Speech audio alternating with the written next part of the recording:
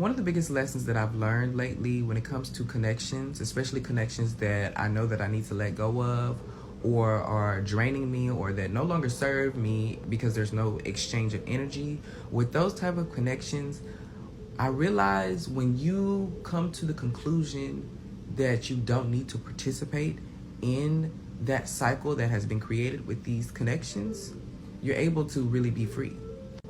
I've talked a lot about non-attachment in previous videos, but I've never talked about once you've already created an attachment to somebody and when it's time to start detaching from them in a healthy way.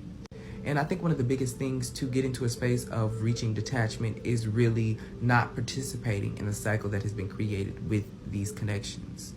And I know that sounds easier said than done to just be like, I won't participate in things that won't make me unhappy. But when you constantly remind yourself not to participate in things that won't make you happy, you stop doing things that don't make you happy. And I think one of the easiest yet hardest things to do is just sit still, to let go, to surrender. It sounds so easy when you think about it, but the way that it feels in your physical body, the way that emotion, that anxiety, where it sits in you, it makes it seem almost impossible just to sit still. But once you sit with that emotion, you're able to really just sit still and let go. It's you have to sit through all of that turmoil before you get to that comfort. And I think that's the hardest part about any type of cycle that you're letting go, just sitting.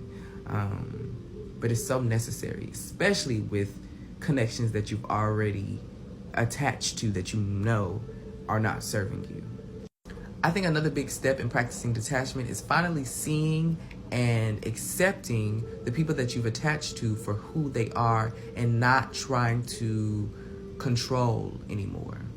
People get attached because they're trying to control other people, and people stay attached because they continuously think that they can try to control someone even after they've shown you who they are. And that is why you have to accept people for who they are. You just have to.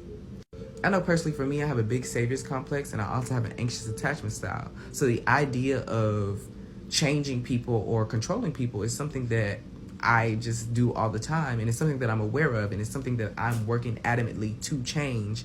But I recognize that me trying to do that is what really causes my unhappiness. I'm always trying to project my unhappiness onto others, but it's really me who's causing that because I participate in it.